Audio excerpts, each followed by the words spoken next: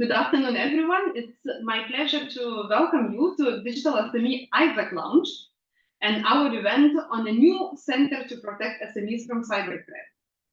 I know that audience today is quite diverse, so for those of you who might still wonder, ISAC stands for Information Sharing and Analysis Center. Of course, information will be referred to information into cybersecurity threats. But don't worry, if this term and concept of that is not yet clear to you, we will have today's event to drive you through the concept, through the idea, and understand what's happening, what does it mean for your company, what does it mean for supply chain you're working on, and so on. So just to start from the beginning, I am Justina Beliauskaitė. I am Innovations Director at the European Digital SME Alliance, and on behalf of the chair of our SME ISAC group, Mr. Pier Guido Getzi, I welcome all of you here today. Unfortunately, Pier Guido cannot be with us today. Hot weather and air conditioning does not do best for the voices. So he's sending his sincere apologies for not being able to speak on himself. But as such, I will moderate the event today, and we will have one of his colleagues representing him also during the event. Having said that, our organization has been in cybersecurity for more than a decade now. And with myself working here for more than 8 years, I think cybersecurity has always been a big topic. We have always spoken of fast-growing cybersecurity threats and numbers growing, and we will hear a lot on that later today in the presentation. Meanwhile, we have passed some pieces of very important legislation, so European Cybersecurity Act, Cyber Resilience Act being about to get finally approved, and of course NIS2 directive and many others.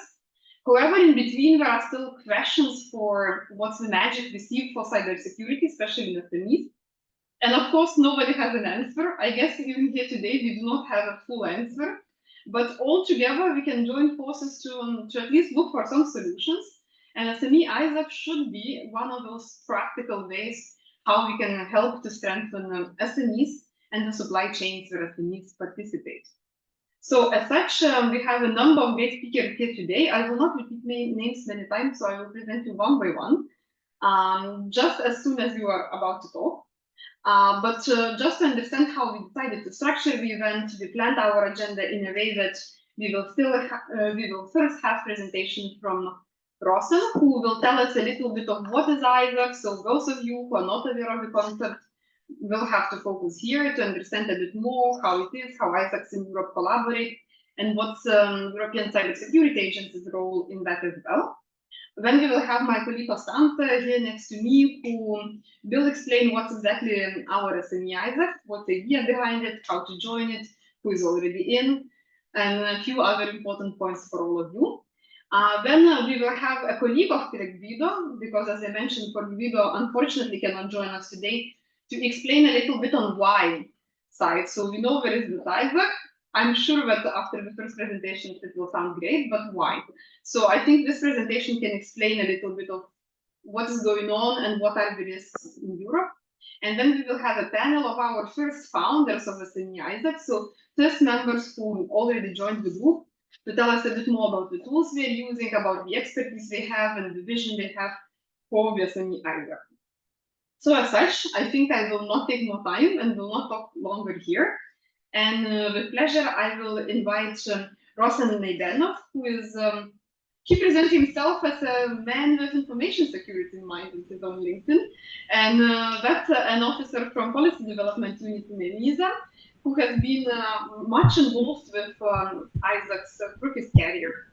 So Rosen, welcome. And please tell us a little bit more on what it is, how this works, and what's ENISA's role in it. Thank you very much. I hope you can hear me. I am going to share my screen, so give me a few seconds so I can start my presentation. And you should be able to see it. So I'm going to give you a little bit of an overview of what is ENISA and how we have been working with the other ISACs, what benefits we see in being in an ISAC and how do we support them. So a little bit about ENISA.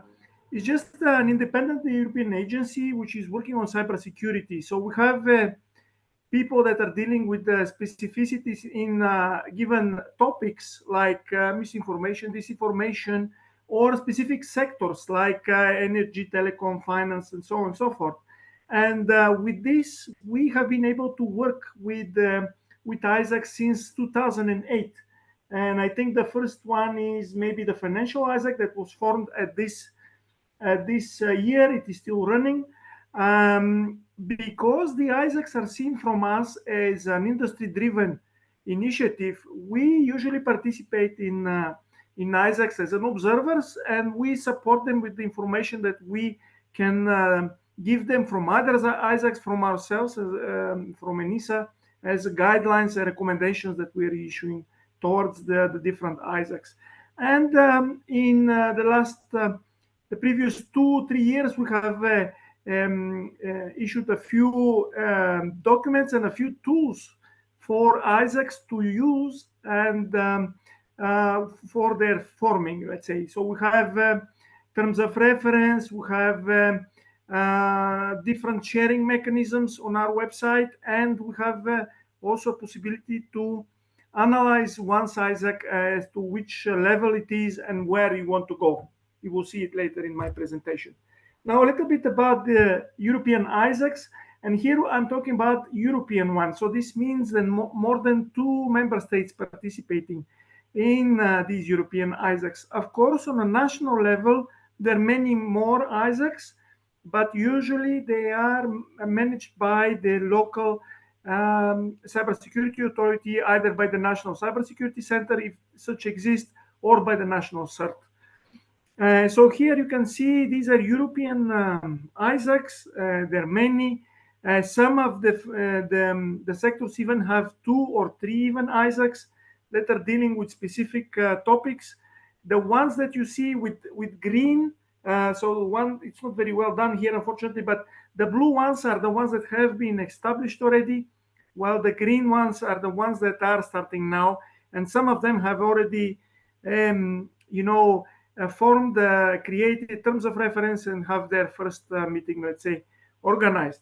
So we also believe that the cross-fertilization between the different ISACs is something that helps a lot. And for this reason, we are organizing this year in October, 17 and 18 October, a meeting between the different ISACs to meet and talk about how they're formed, what are the rules that they're using, and so on and so forth, how they're operating, what are the resources that they're using that might be useful for the different ISACs to exchange information on these topics. Now, with that being said, I will tell you the different models that we have been able to identify.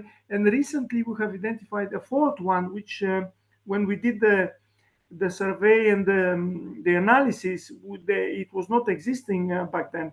But now we have also a 4th one.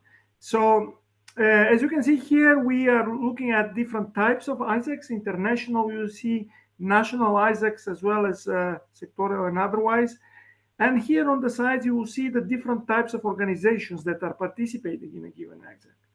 So we have been able to identify that the right level of participation is very important, especially when we're talking about the European or international ISACs.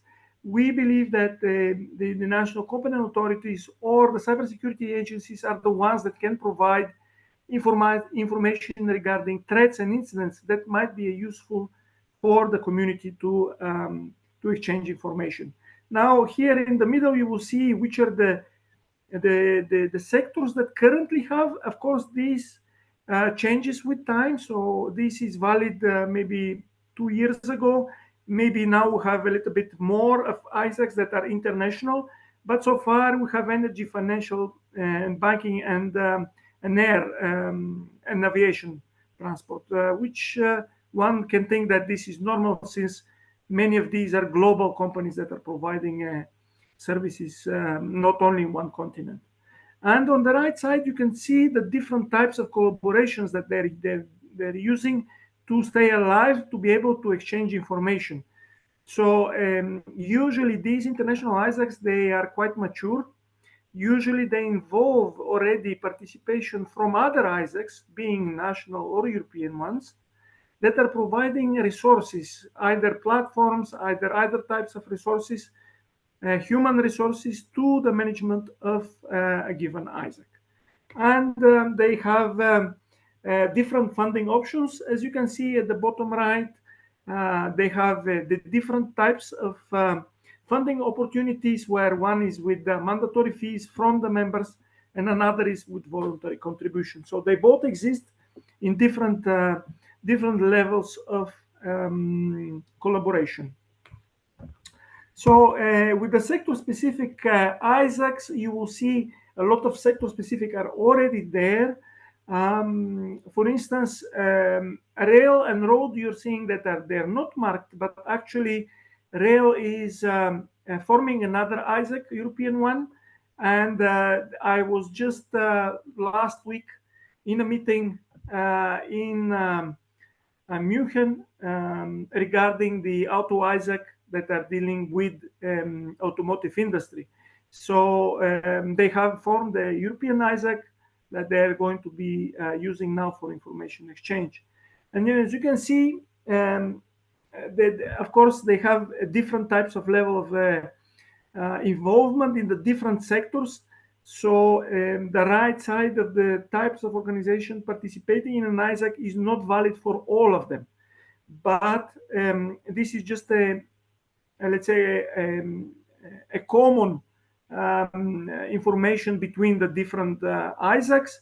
But as I said, not all of them involved all the types of organizations that you see on the left side, like law enforcement, for instance, is very commonly involved in the financial and banking sector, while it is not so common, let's say, in energy and in health sector.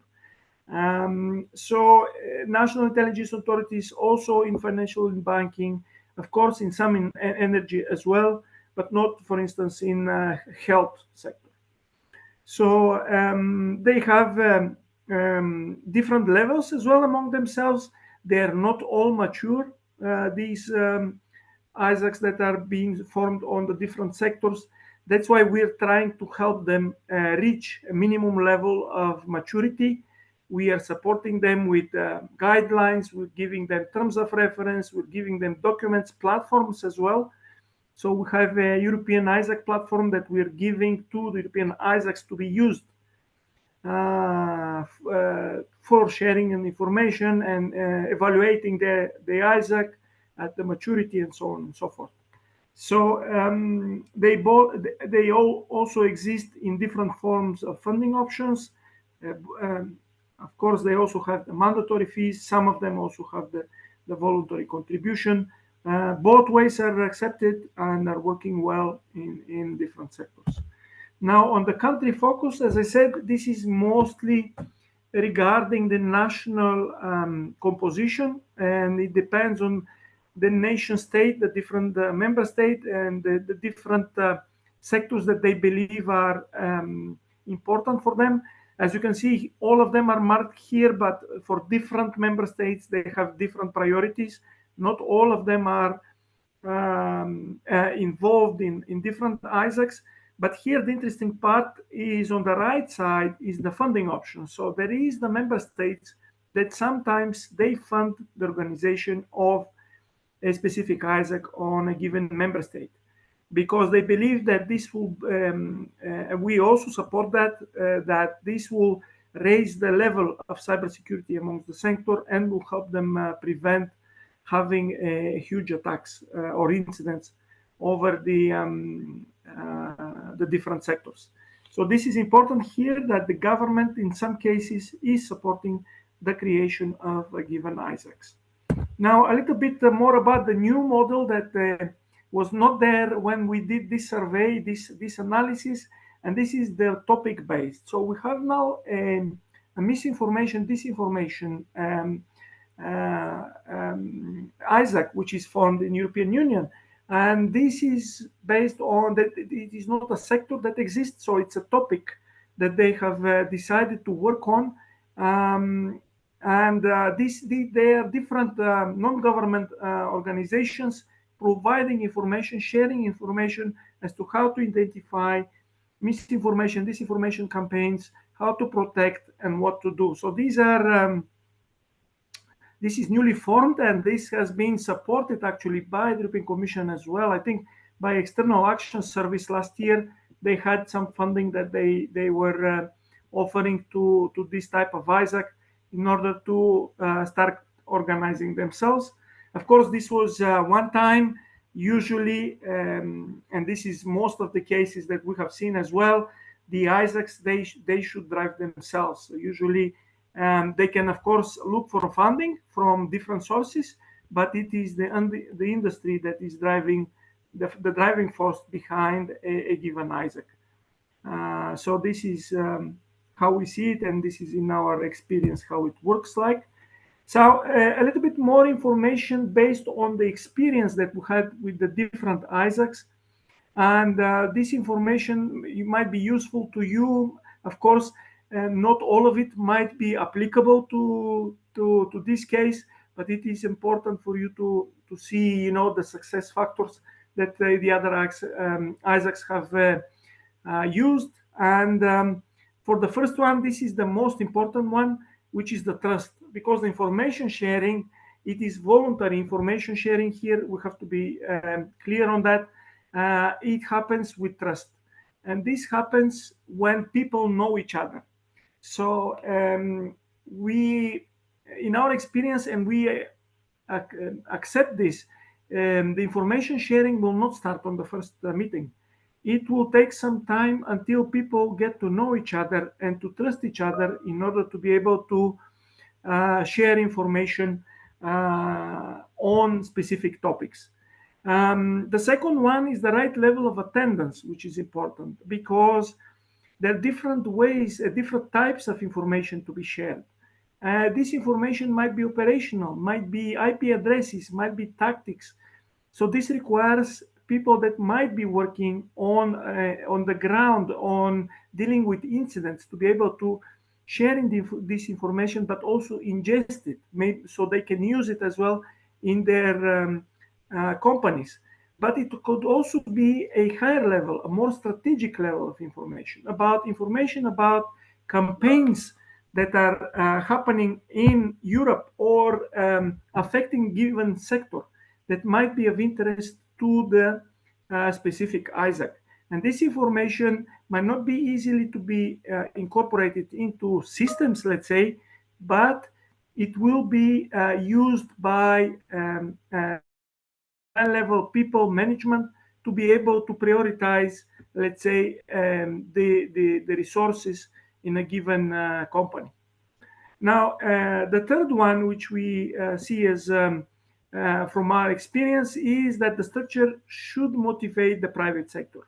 So the idea behind it is that we need to have something that will give back to the people that are participating, to the companies that are participating in given ISAC, because the information sharing goes both ways and the information flow goes both ways. Now, of course, the more mature companies in a specific ISAC might be able to share more information than smaller companies, or less mature companies. Let's not go for the size, because the maturity might be also for smaller companies. So the information sharing should motivate the people and should not have any, let's say, repercussions on them sharing information. This is very important because we have seen that although there is a willing from different companies to share information, the involvement of different levels of companies is that they are not being able to share information due to some legal reasons or something like this regarding retributions towards information sharing. So this should be very clearly stated and, in our opinion, avoided. There should not be any liability towards the people in information sharing. And of course, the traffic light protocol, this is a good starting point for information sharing.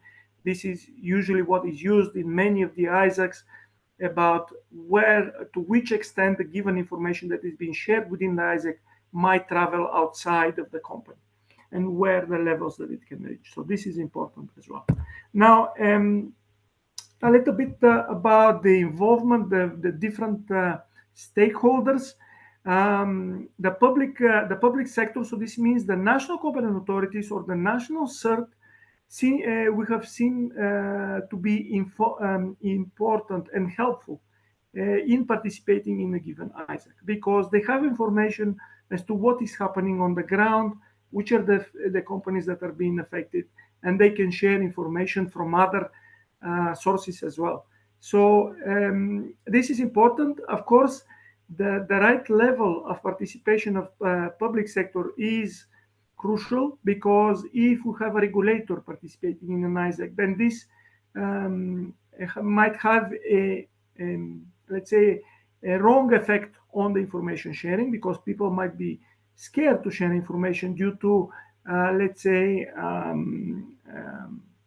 fear of penalties or something like this. So the right involvement of the public sector is very important, and this should be also reflected in the terms of reference of a given ISAC. So who can be a member with which part, because it could be with the national competent authority, but not with the regulatory part, but with the, let's say, operational part, which is receiving information about incidents that they can share with the stakeholders. So this is important. Of code of conduct, as I said before, like terms of reference, this should be something that should be agreed and signed by all members. I gave you already some of the details, and you can find on our website in ENISA terms of reference that have been used already by other ISACs, where specificities are mentioned regarding non-liability and the voluntary information sharing. So this is important.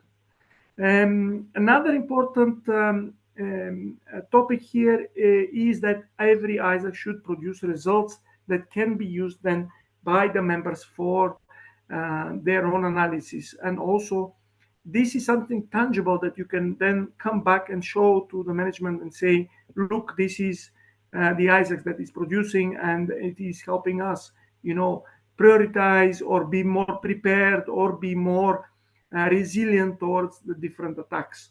You can always go back and say, look, these are the attacks that a given ISAC are seeing. We are very well protected against that. So this should be something that should be coming out of any ISAC. And then last but not least, the mandatory information sharing. So as I said, usually in what we have seen, there is no mandatory information sharing in the different ISACs that we have been. It is always voluntary, so this means that not all members, not all stakeholders will be able to share information, and they will not be able to share information because maybe they don't have this information. So if there is a mandating, let's say, clause in a different ISAC requirements, then this could be also stopping, let's say, a reason for different companies to participate, where you are required, let's say, to share information. So this is one of the issues that we have identified that might be problematic for a given ISAC. And of course, last but not least, as I said, these are one of the tools that we offer free of charge. I mean, all our reports and recommendations are free on our website. You can use this tool to make an assessment of a given ISAC, see where you are, at which state you are, and where you want to go as well.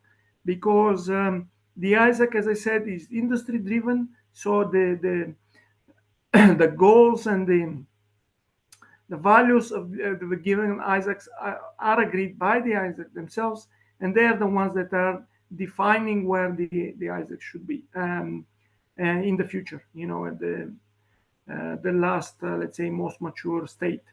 So these are the different levels that we have been able to identify. Of course, they're specific for each and every ISAC. So based on this, you can make an assessment, see which are the steps you need to take to be able to move to different levels and progress, let's say, following this maturity assessment.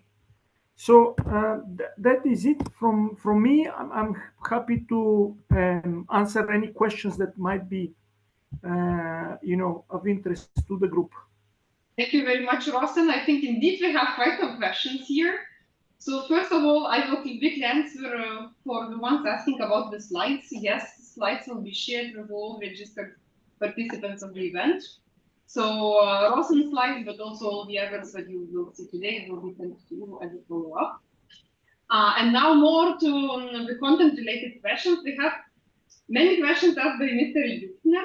So perhaps we can start maybe with once again stress what is the main goal of having ISACs, and also how briefly maybe, because I think there is also a big extent to which we can go.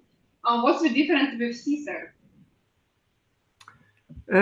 Well, the CSERT is usually a computer security emergency response team.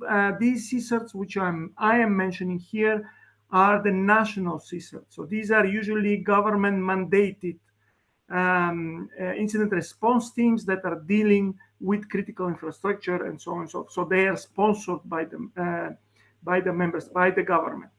While the ISACs are voluntary organizations, they might not even have a legal entity behind them.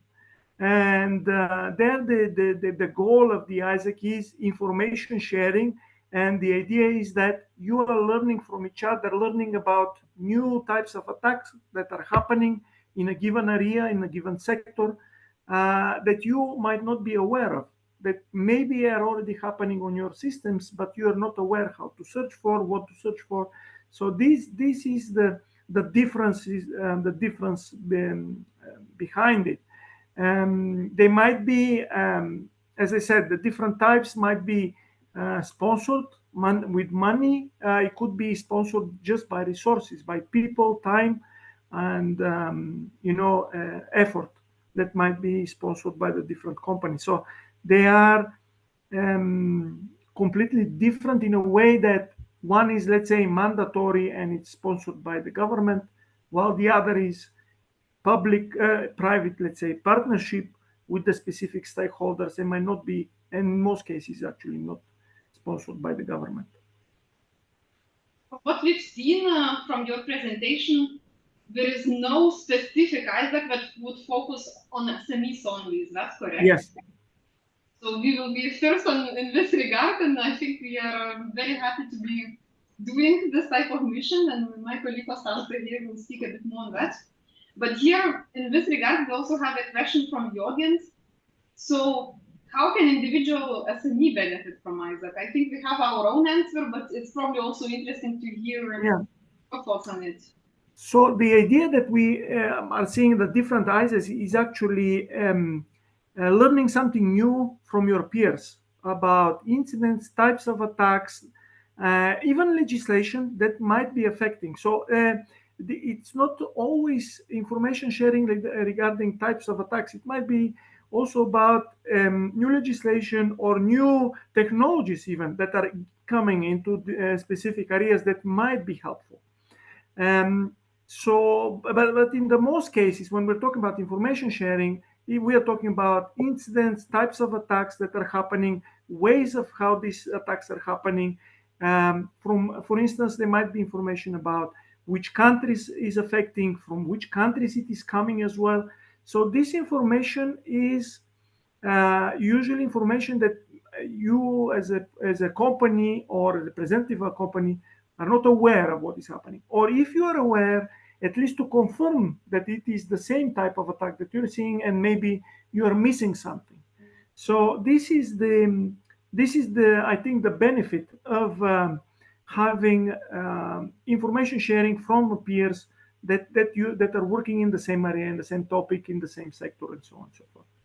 Now, I want to mention something else because you mentioned SMEs.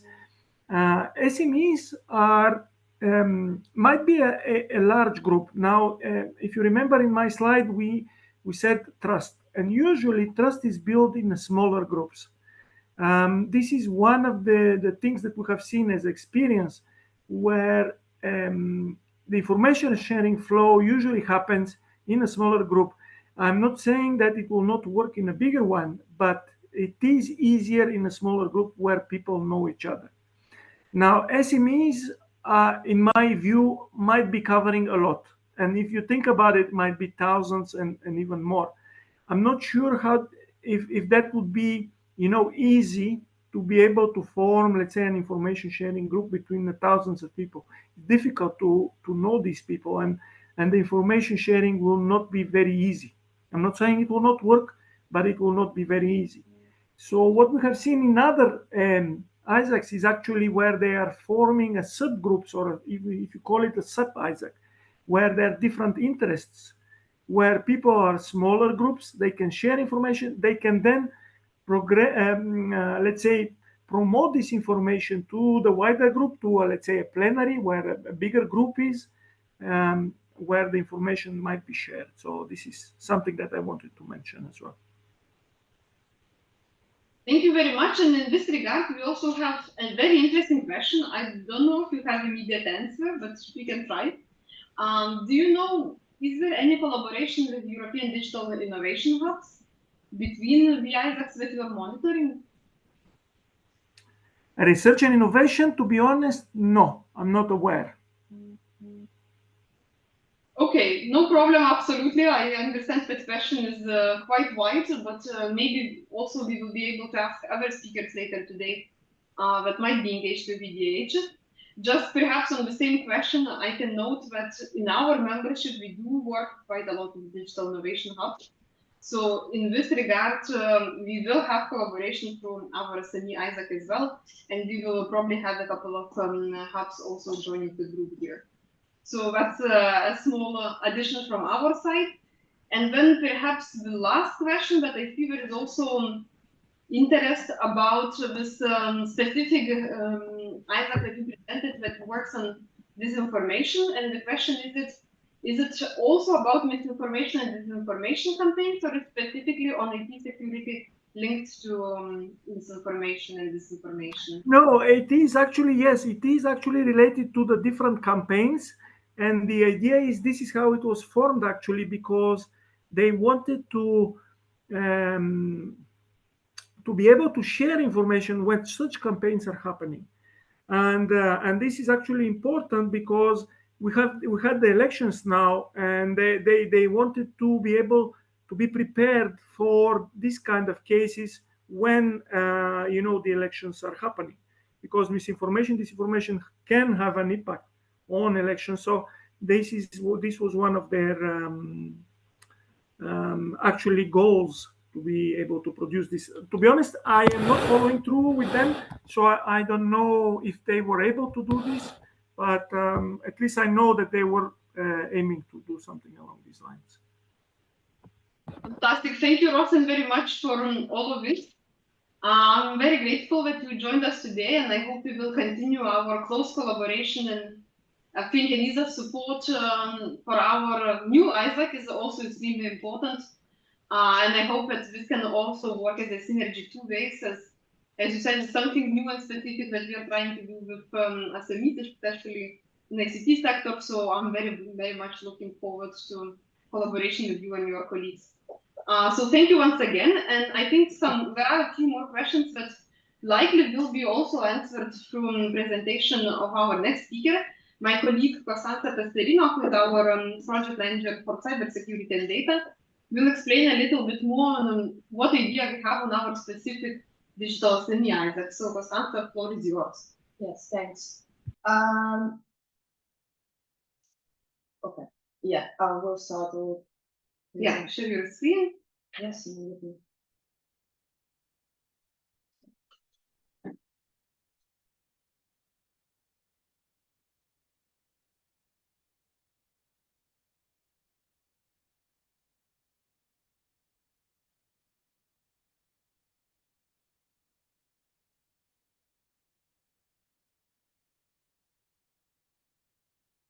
And while Constanța is sharing her screen, I remind everyone that feel free to ask your questions as well. We will have some time after the panel discussion if you want to raise your hand and speak up. Otherwise, feel free to write them in the chat, as some of your colleagues already did. And we will try to address most of the questions either immediately or sometime during the event today. Please, Susanna. Thanks. So thank you very much for your presentation, Russell. I think it was very comprehensive and lots of things that our initiative is aligned to. So today I would like to be very brief, but I would like to highlight all the specific characteristics that makes our initiative, the Digital SME ISAC, innovative. Before leaving then the floor to Martina Afonso, a threat intelligence analyst that works with our ISAC coordinator, who will then present additional information on specific reports we are working on. So before going into the details, let me say that when we're talking about our Digital SME ISAC, since its inception, and it was early October 2023, our ISAC has been dedicated to raising awareness on cyber threats and cyber attacks, but also providing to members both monitoring and preventing solution, specifically tailored for SMEs, in order to support them while addressing cyber attacks and cyber threats. So in a nutshell, we can say that our ISAC has as objective two main points: early warning and, of course, information sharing. That, as was highlighted before, it's the key point and the key priority of every ISAC. And this is one of the main initiatives and one of the main differences, as it was highlighted in the comments before, with the CERT, because we are not going to handle with our experts cyber attacks in the first line, but we're going to create a very cooperative place for our member to leverage the expertise. Feel free to share information and expertise with each other and contribute to collaborative activities. Another specific characteristic of our initiative I would like to address today is that many ISACs typically, especially when we are talking about ISACs in the United States, typically work and operate within vertical frameworks, focusing on sector-specific threats and sector-specific technologies. Digital SME ISAC distinguishes itself from this because we use and we treat SMEs as a specific user group. And for this reason, we will operate as an horizontal model, supporting SMEs regarding the specific sectors in which they work. How can we do this, and what's our main missions, and why it's important for you to join this initiative? So we started and we will continue to operate as an ad hoc expert group. This means that all members are experts on specific topics, of course, are related to cyber threats and cyber attacks. And the main idea is to create a platform where members are free to share information and take part to collaborative projects together. To do so, there are two main areas of activities: identifying threats, attacks, and risk, and of course, vulnerability for SMEs and companies, but also providing both monitoring and preventing solution. How to do so? We would like to provide these kind of solutions in three specific forms of concrete outputs. That is to say, reports, tools, and trainings.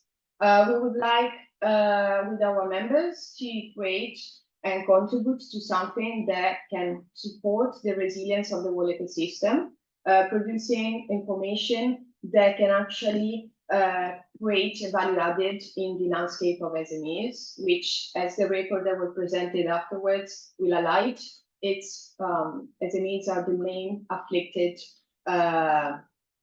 companies by cyber attacks, not only last year, but in the past years. The main areas and the main objective, therefore, are information sharing, collaboration and support, of course, education and resources, but also security strengthening. In a nutshell, we can state that our main goal is to work on early warning and information sharing to create a group of experts that is really willing to take part of a change and create tangible contribution that can support SMEs, and not only, but also to do so to contribute to the resilience of an ecosystem that sometimes, due to cyber attacks and threat, tends to be further and further fragile. And the presentation before was really interesting because of the 8 key points of the ISAC models that we're presenting. Our terms of reference and our ambition actually follows all the points one-to-one, ranging from public involvement to voluntary information sharing. These are our missions and our values, and this initiative can actually create an innovative change. And we will be very glad if you want to join, because we are going to create a real change here. And open to all possible questions. I didn't want to talk too much, but really feel free to share questions, raise in the chat or raise your hands.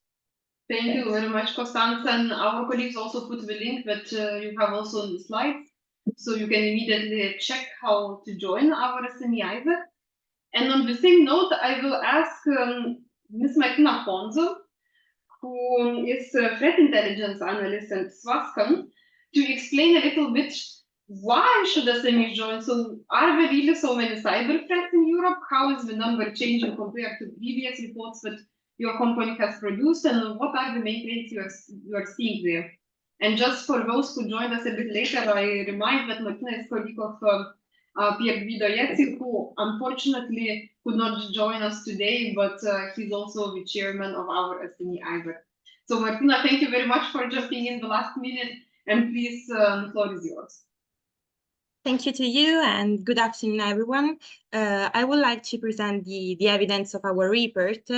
We conducted an analysis of the threat landscape situation of the second half of 2023, and so a significant increase in cyber attacks aimed at stealing data and demanding ransoms in exchange for restoring affected systems.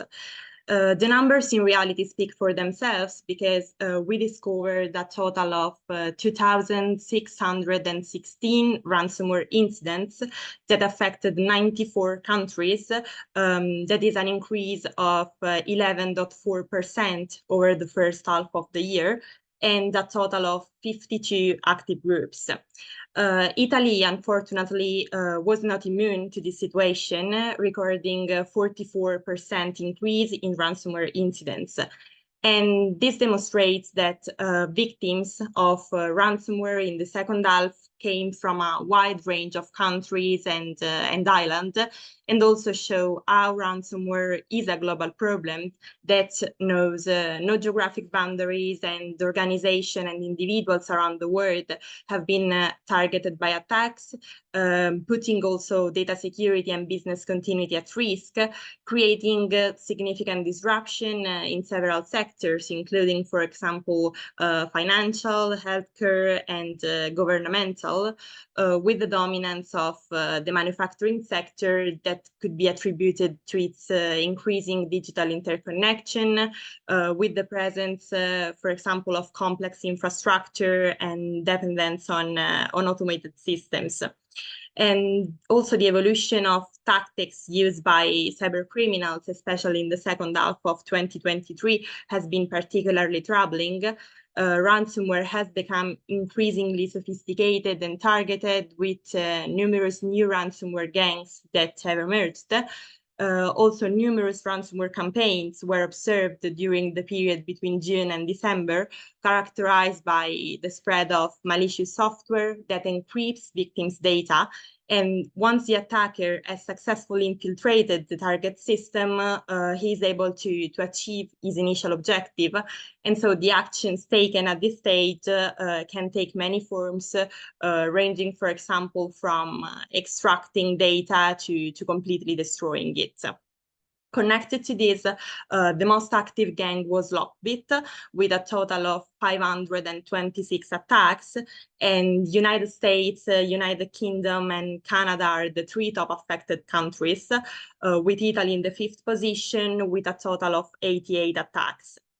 And most of the affected companies in Italy, particularly the 58%, have between 1 and 50 employees. And this suggests that ransomware attacks not only affect the large enterprises, but also small, medium enterprises. And the involvement of companies of various sizes underscore the need for universal security measures. Parallel to ransomware attacks, phishing has continued to pose a significant threat to cybersecurity, and attackers have used increasingly sophisticated methods to deceive users, creating, for example, deceptive emails, websites, and text messages that appear to come from legitimate sources. And through these techniques, attackers try to obtain access to sensitive information, for example, passwords or financial data and login credentials, in order to commit fraud and harm the victims. The identification of new vulnerabilities and other critical components of the second half of 2023, and attackers constantly monitor new vulnerabilities that are discovered in software, operating systems, or application. And this allows them to identify weaknesses in target systems and exploit them later during the attack. So in short, the cybercrime landscape continued its path of continuous evolution in 2023, demonstrating a more efficient and aggressive approach. Criminal hackers continue to innovate and adapt to regulatory changes and also law enforcement actions. And the phenomenon, as the report's data show, is evolving towards an increasingly commodity dimension, we can say. So this shift can be attributed to the increasing democratization of cybercrime, made possible by simplified access to new codes and vertical expertise. And this democratization also translates into increased accessibility, allowing also a variety of actors, which are even less experts, to exploit these cybercrime resources. And these numbers so reflect an increasingly sophisticated and diverse threat. For example, CobbleStrike and Metasploit dominate the command and control malware landscape, while also phishing continue to be a pervasive problem, as we already said, with more than 448,000 global attacks. And so to conclude, in this digital age, cybersecurity has become a priority, and companies must strengthen their security measure. They must remain vigilant, and only through a predictive, preventive, and proactive defense we can address these ever-emerging threats and also preserve our digital security, particularly today, in a time when the cyber threats has become even more evident in relation to the current international events. Thank you all for your attention. Thank you very much, Martina, for agreeing to do this last minute and sharing some of your main findings with us. I think it's very report that your organization is producing is extremely important for our SME ISAC and as well entire SME community. So there was one question to which also here is the reply. Indeed, the report is one of the outputs that SME ISAC group will be providing, thanks to the chair Swaston and also other members that have a chance to provide their own input and comments on the draft reports. This same report, so Marta did not have slides, but the report will now, after the event, be available on our website. So my colleagues will put the link where you can find it. And of course, the report will be shared with you through email. The previous version of the report you can already access online. So you will see all the answers there. Meanwhile, we have a couple of questions, Constanza, also about ISAC and how it works itself. So one of the examples of the good outputs is, of course, the report. and what is else planned for the group, and how information will be shared in the group. Of course. So let's say that the work plan of the digital SME ISAC will be definitely defined on today after this meeting, but lots of the topics have already been discussed. We will create some recurring meetings, and we will have some objectives. As mentioned in my presentation, we would like to produce tangible results for SME and not only. So we are going to work on 3 different axes: reports, training, and of course also tools. So the idea is to develop with members 2 reports, 1 training, and potentially 1 tool each year. This is the ambition we have together. And in terms of communication, we are going to use mails, but especially internal meetings and channel of discussions. That's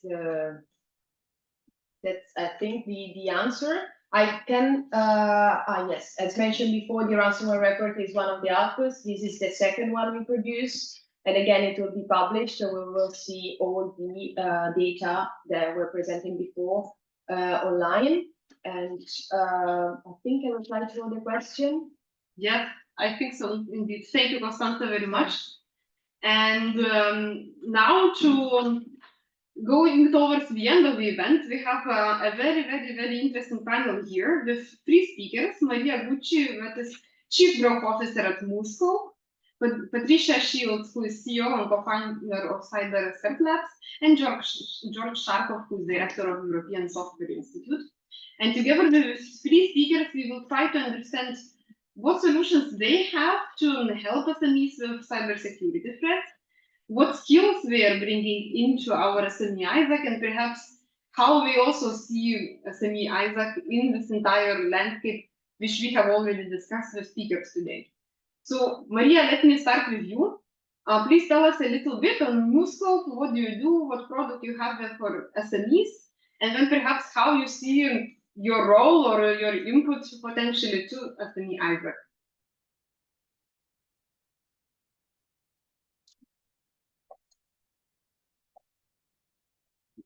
Maria, you are still muted. If you could unmute yourself.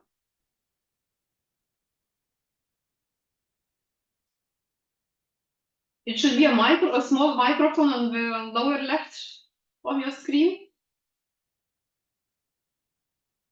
Yes, sorry, I'm not that familiar with Zoom anymore. Hi, everyone. Sorry. Okay, so yes, my name is Maria. I'm a Chief Growth Officer at Musco Cybersecurity, an Italian innovative startup. Our mission is basically quantify cyber risk for any sort of company, especially European companies. So I'm delighted to be presenting our solution. It's a SaaS platform called Musco Risk. But I would like to take a step back before I discuss what we actually do. Did you know that only 6% of boards in Europe include a member with cybersecurity expertise? I didn't know. I thought that the number was much bigger. It's actually bigger, for instance, in France, but as an average is 6% over Europe. SMEs constitute a staggering 87% of the companies affected by cyber attacks last year, where there was a 57% increase in ransomware attacks if compared to 2022. Still, even so, cybersecurity, it's a difficult subject to approach, and it's quite difficult for these cybersecurity experts to communicate cyber risk within the company. So how do we suggest to change things a little bit?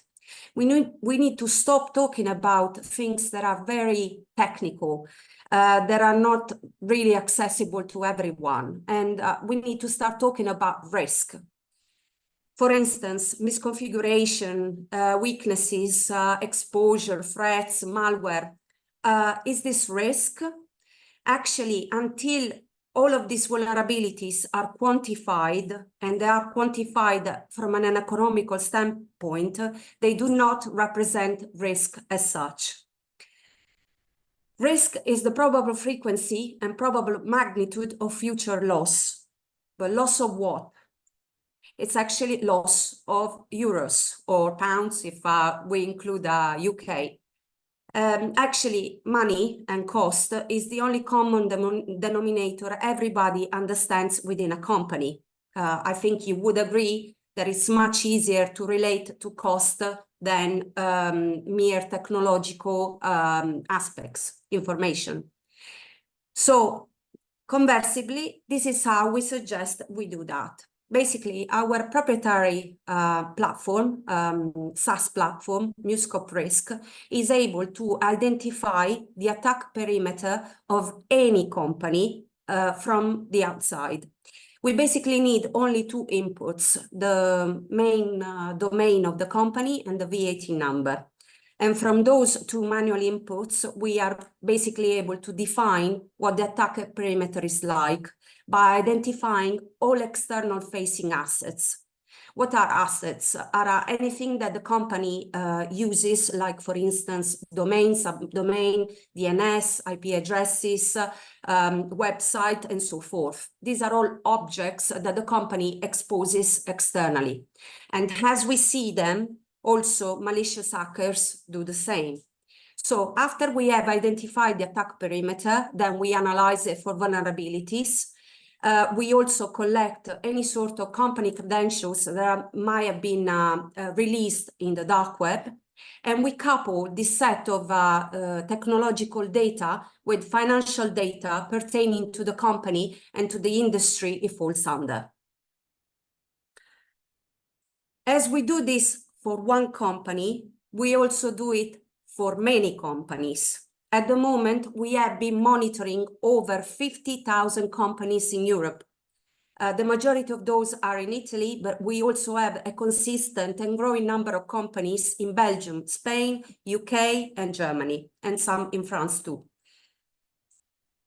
So what do? We basically analyze one company, and then as we have analyzed many other companies, we emerge this company within a context, a wider context of many other companies that are similar to that one for the attack perimeter, for the balance sheet, for the number of employees, for the sector, for the nation.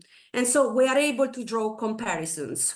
And why do we need to compare? Because the only way to compare and draw conclusions about risk is to basically contextualize the information that we have about this company with many others. We draw a set of data. It's all actionable data. On the screen, you see one of this data, one of this output, which is the quantification on an economical terms and also on a time standpoint of the risk this company would be subject to if it was attacked by a ransomware attack. Starting from tomorrow, so I give you heads up, we're also going to add data breach. So we're going to be able to quantify the risk, the economical risk, also on a monetary standpoint, that any company might have, not only for ransomware attacks, but also for data breaches, in order of, as I said, money and time. The benefits are self-explanatory, I think. The main one is risk prioritization, and the rest is basically derives from that.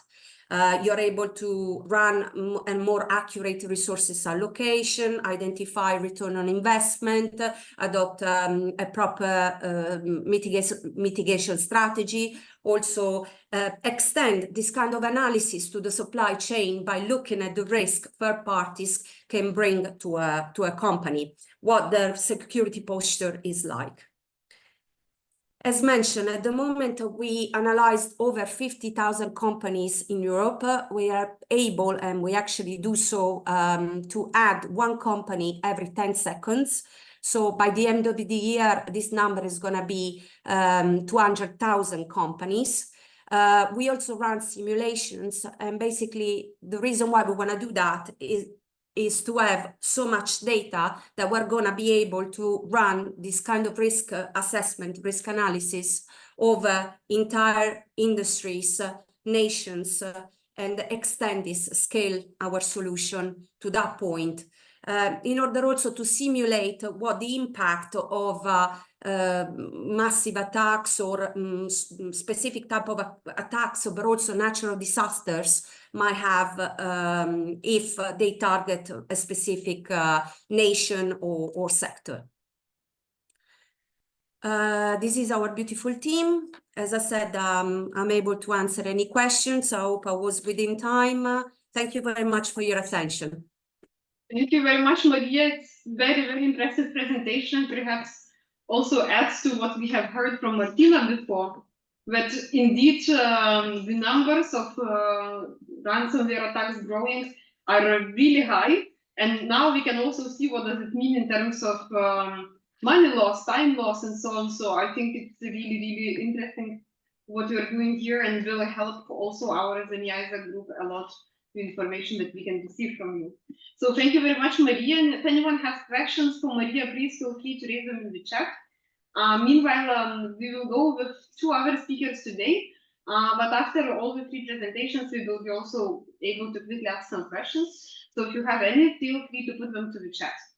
I will perhaps proceed with you, George. So you are not only the director of Software Institute, but you have been for quite a while advising the government of Bulgaria on cybersecurity matters. So perhaps you can tell a bit more on why did you decide to share your skills and your knowledge with our SME ISAC group, and how do you see the importance of this group?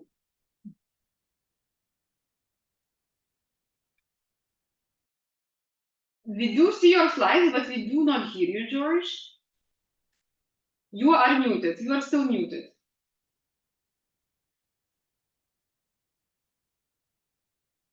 It should be the small microphone sign on the bottom left. It's not on the bottom left. When you present, it's on the top right.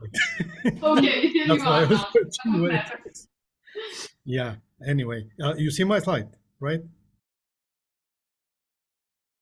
Do you see my slide? We see it very well. Okay. I think it's maybe in a bad position. Anyway, it's okay. Now,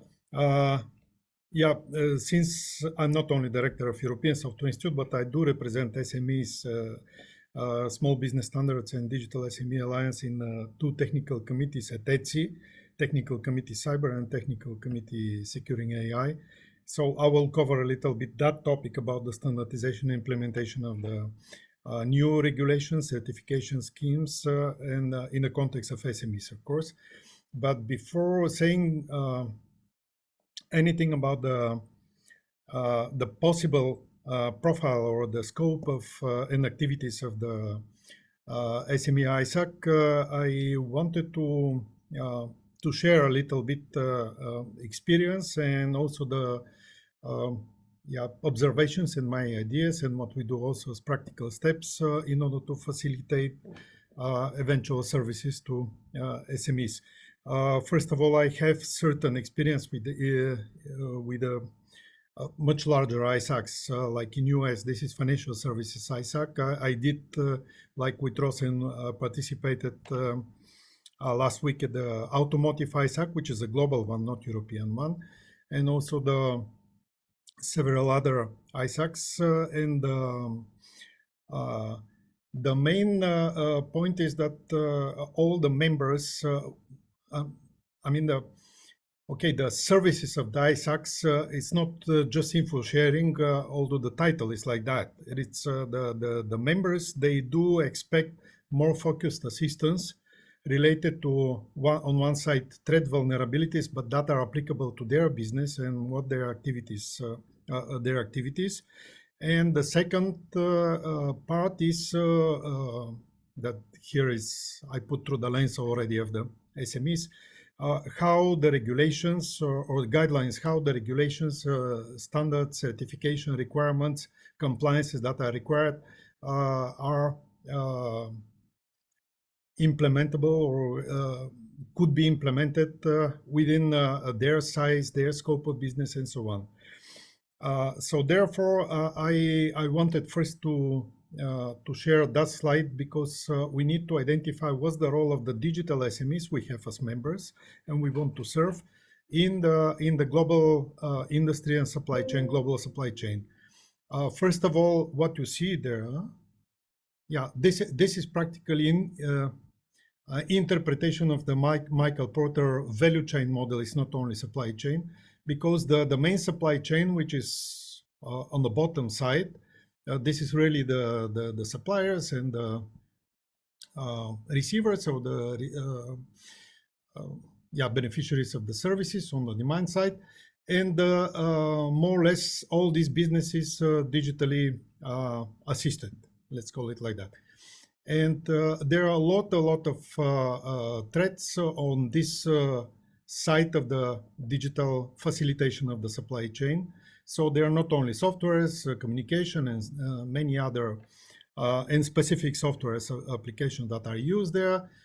So here we talk about the invoices, receipts, all the logistics and everything else. Okay, this is the visible part. So the risks that are visible and could be traced, unfortunately, not that far, only 2-3 steps further down.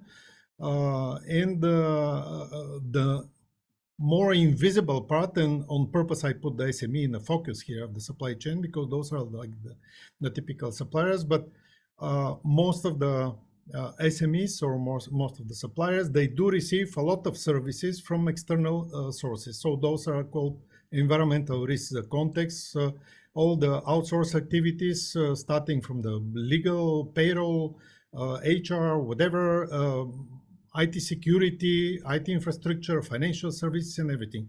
So the logic is that the smaller the company is, the larger number of services received from the outside. Here we should include one very important in the context of cybersecurity, also SOC as a service. And it's not only IT and security, IT infrastructure or software support, but also SOC as a service, which is more and more popular. And it's more than risk management, as you know. Anyhow, the risks as they are considered like globally, not only from the NIST report, of course, but they come from the deeper levels or different levels of the supply chain, and especially those levels that the end user or the main participants in the supply chain do not see. Also, those are related to these external services. And therefore, we have to see what is the digital, what are the software or digital services that are used by SMEs or provided by SMEs, our members, in the supply chain, and what are the threats, vulnerabilities that are common to that. Having in mind what Rosen was saying before, that majority of the ISACs, they are sector oriented, so they have a kind of vertical nature. We have to differentiate for our SMEs. So if there are some specific services that they are using or softwares or communication protocols and so on that they are using for some specific sector in industry, so this is considered like vertical. However, the horizontal part is those are the common types of softwares or services, for example, cloud services, that the SMEs are using from external sources for their business. Here we should include, of course, all the open source, because majority of the SMEs, developers or just using or providing digital services. All this, the most popular open source libraries. So you have not only about the operating system, the web services, also the security softwares that are used sometimes, monitors or the communication part, and there are like a large number of open source software and systems that are used by the SMEs. And I think this is the horizontal part, because all they do have vulnerabilities, exploitable, not exploitable, and so on. And this could be the common interest of our SMEs and one type of service that our ISAC could provide to them. Here I should put everything in the context of not only Cybersecurity Act and NIS2 directive, but actually the most important Cyber Resilience Act, which cares exactly about the supply chain, one part of it. And the instrument there, which is considered for tracing and patching the vulnerabilities, is related to SBOM implementation, software bill of materials, for which our SMEs, not only our digital SMEs, are not aware at all. Even some of the large digital companies are not aware. Only Bosch or some other companies are implementing already. This is mandatory, and this will be mandatory according to Cyber Resilience Act. And I think that the part of the service, especially about this, the common types of software that are used by SMEs, could be something which I would consider like collective SBOM for them that they could use. So what does it mean? Similar to the other platforms that are vulnerability sharing platforms like CVs, Maitre, and so on, but there are thousands of vulnerabilities per day that are identified. So they should be, in order to provide this service to the SMEs, the communication about that, the information, and also the guidelines how to patch them should be focused based on the interest of SMEs. So therefore, this cannot be done by emails. This should be done somehow by subscription basis and access to this platform for sharing vulnerabilities and also threats, models of attacks. That was the previous presentation as well, which are using typically these vulnerabilities in order to provide the complex with the different TTPs, of course, but to provide the complex attacks to which our SMEs doesn't matter if they are providers of the service or the user of the service or utilizer or consumer of a service will be sensitive to. So those are my ideas. Of course, we do have several solutions already related to this subscription-based vulnerability, let's say focused vulnerability information, but those should be developed and adapted if the ISAC as a service will offer that. To SMEs, the other part, of course, could be like it was presented before, to monitor the profile of the SMEs and inform them in a focused way about the risks that are applicable to their business and their profile. I like very much that presentation of Maria. Yeah, and the service those are just some ideas which could make more operational the profile of our SME ISAC. Last but not least, I mean, this was related to the early warning and vulnerability and more technical part. However, the second part that I mentioned at the beginning as a service is namely guidelines for implementing the security requirements, standards, certification schemes that are required, common or typical for different type of business or different type of softwares and services. And for me, this is the second line. It's more than training, more than guidelines, but I think there could be some solutions which will facilitate that implementation. Yeah, thank you. Maybe, okay, not to open it that much, but we are focused here on cybersecurity. However, we should look in the AI field as well, because similar certification schemes and threats, vulnerabilities that they come with the AI based solutions, we should beware that SMEs practically are going to use AI engines, whatever they are, from external providers, so they should be quite aware, and not only aware, but also implementing some security guidelines, how to ensure the security, protection, privacy, and all the stuff. So this is all the requirements coming from the AI Act. Thank you for the moment.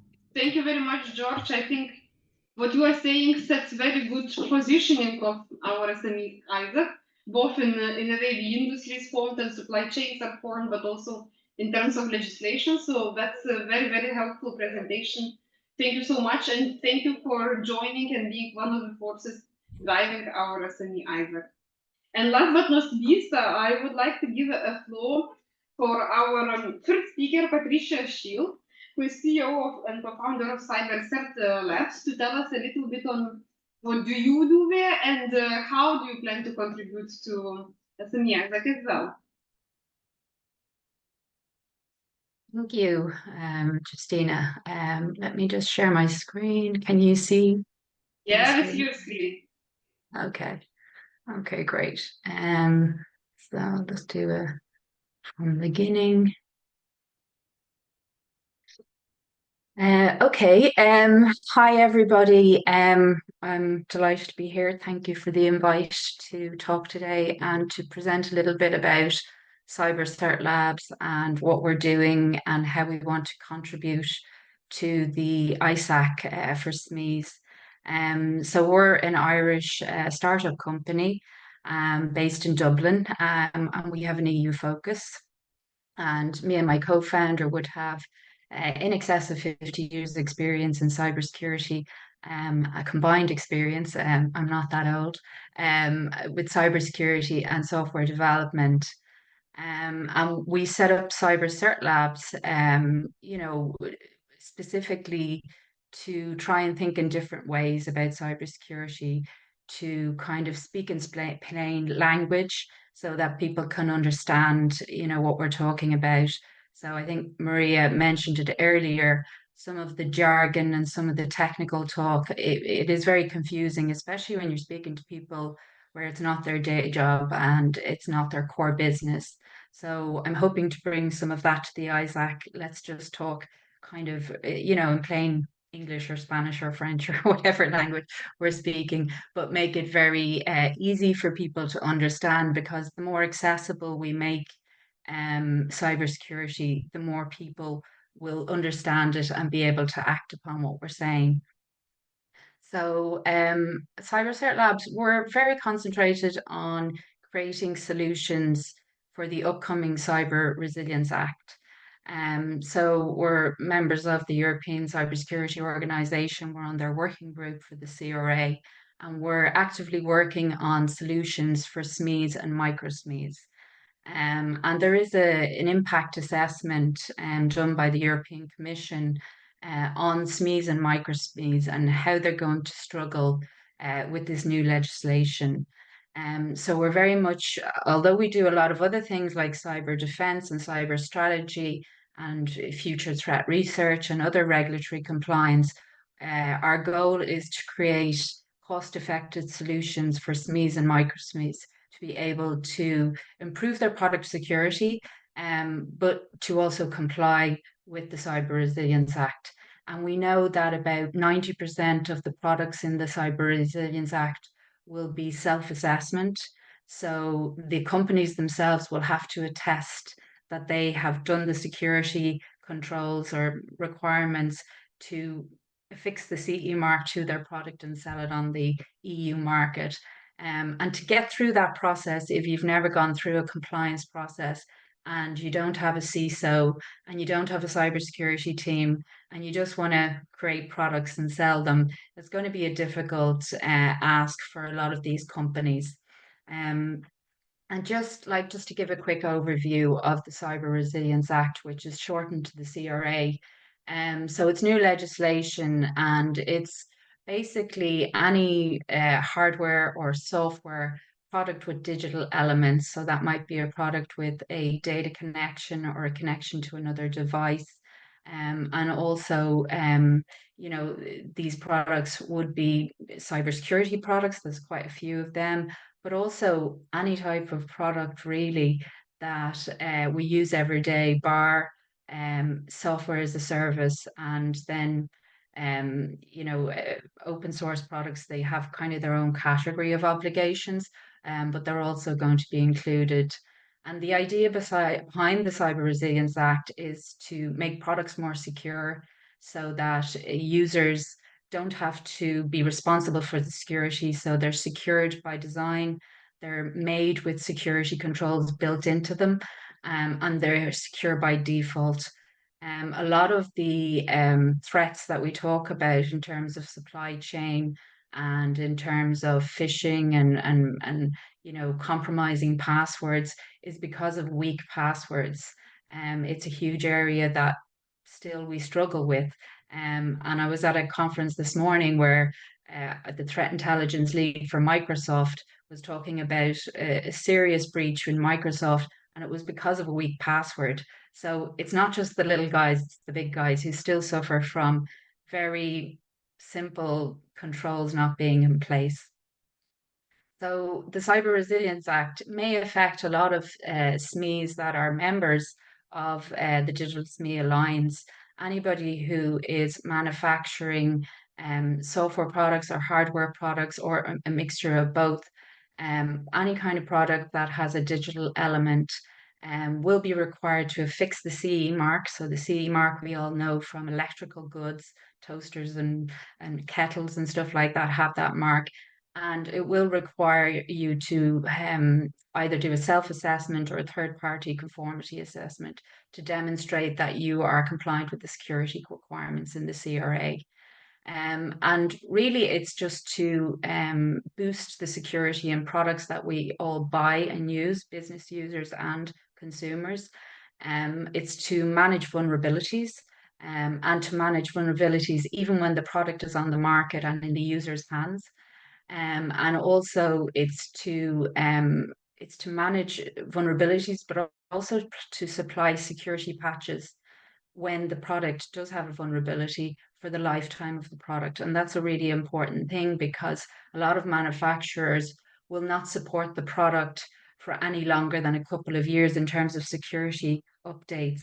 And really what this act is trying to do is to change that and say, no, if the lifetime of the product is like 5 years or more, you need to supply the security patches for that product.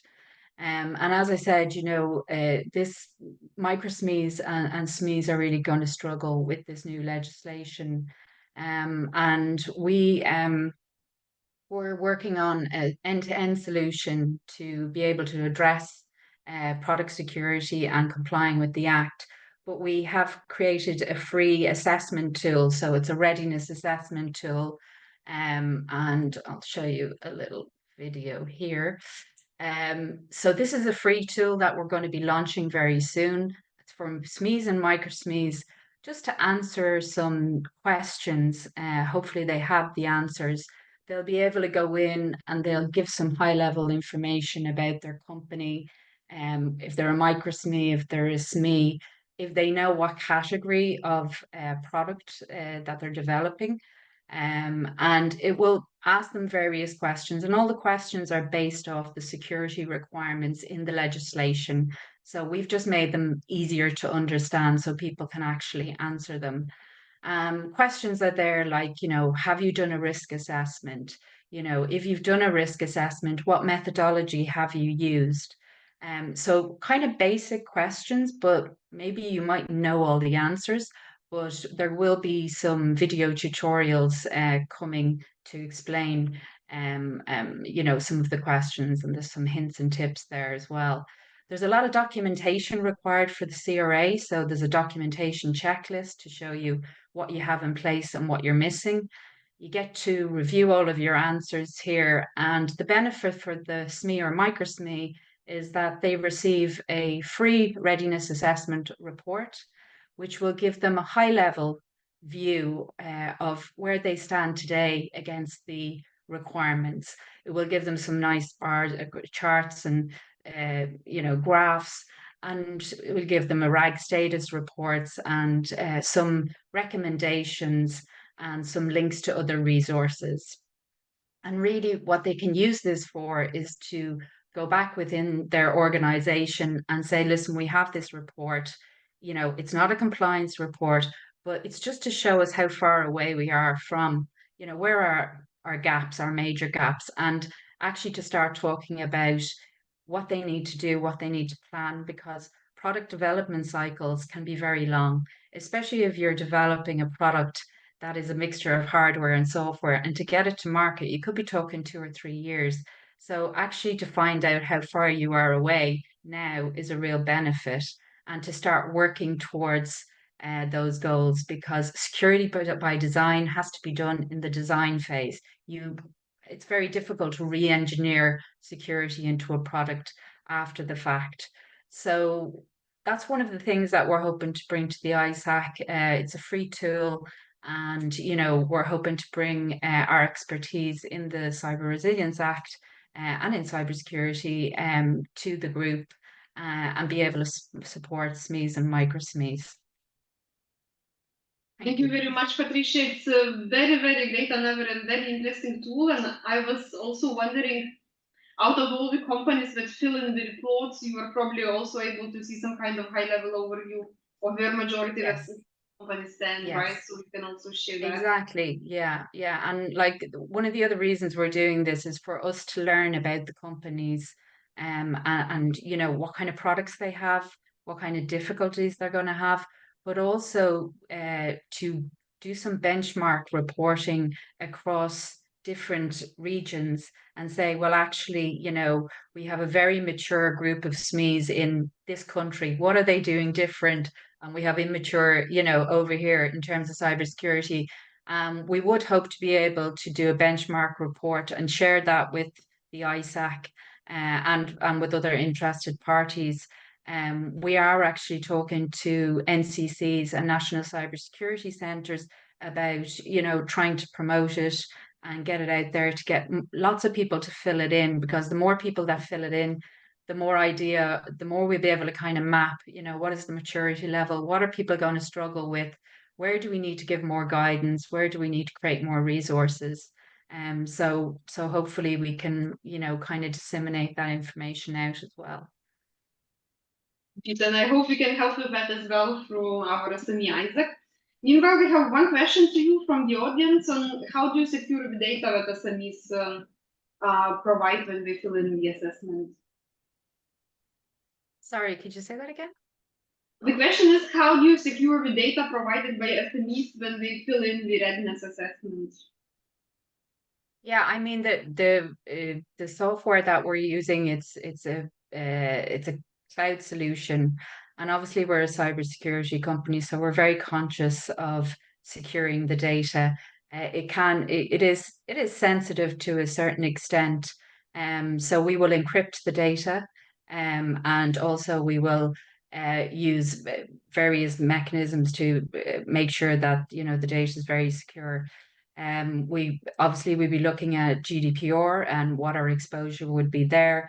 There will be terms and conditions that you will sign up to. You can read the terms and conditions as you sign up, which will give more detailed information on data security, but also on the management of the data. You will have the right to say, actually, can you wipe my data now? I filled in the questionnaire and I have my report. But we are putting in the terms and conditions that we will be using the anonymized data to do some benchmark reporting. We're also going to be using the anonymized data to inform our own product design, because really what we want to do is create a product, an end-to-end product that leverages AI, that's cost effective, that will actually help SMEs through the entire product process of the Cyber Resilience Act. This is really just a questionnaire to give you a feel for how far you are away from compliance and what you need to start thinking about. But really the idea is to help us create that product that is going to really help SMEs and micro SMEs. We want to make that product cost effective, because we know that it's going to be an expensive process anyway. So it has to be something that we can create and use automation and use AI to be able to make it more cost effective, basically. Perfect. Thank you very much, Patricia. And perhaps just to conclude, I will ask all three speakers to share in 5 words. So what do you think should be like the first step for SME ISAC to ensure more security towards SMEs? First main action in your own view. Perhaps, George, we can start with you. Just 5 words before we end?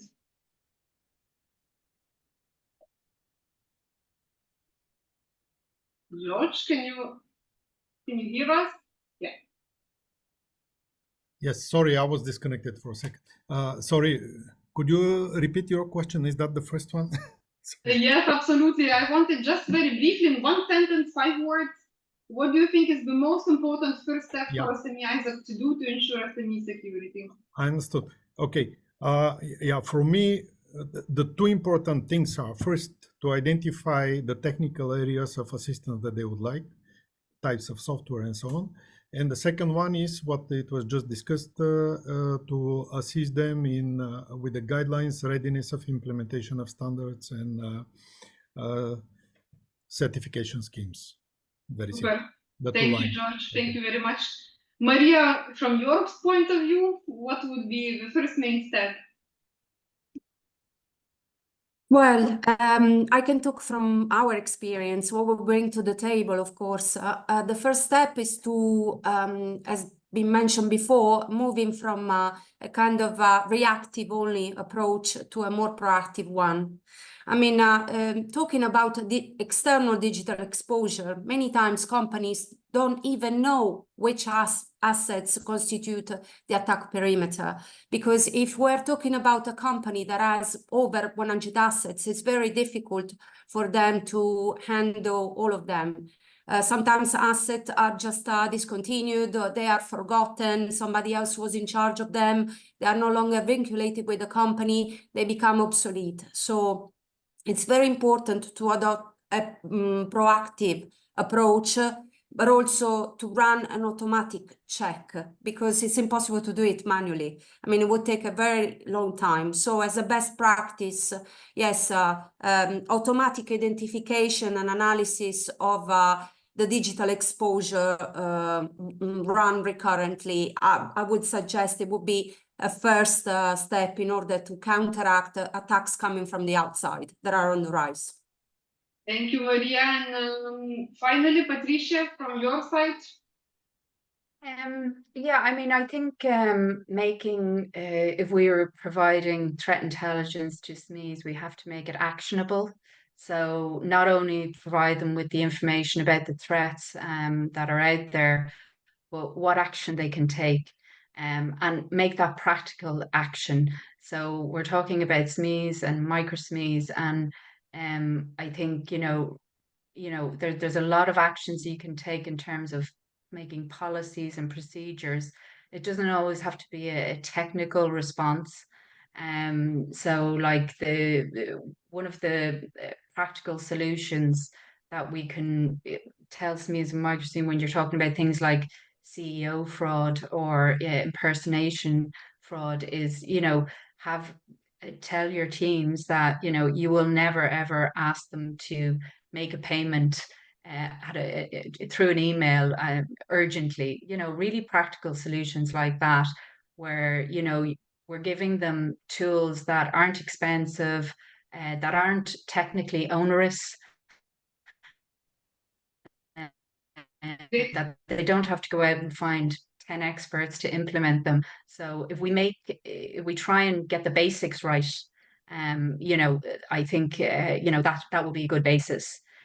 Also, there is this SME report from ENISA that was done just during COVID there. It was June 2021, and I was having a look at it, and it mapped all of the resources at that time in June 2021 that are available in all the member states for SMEs.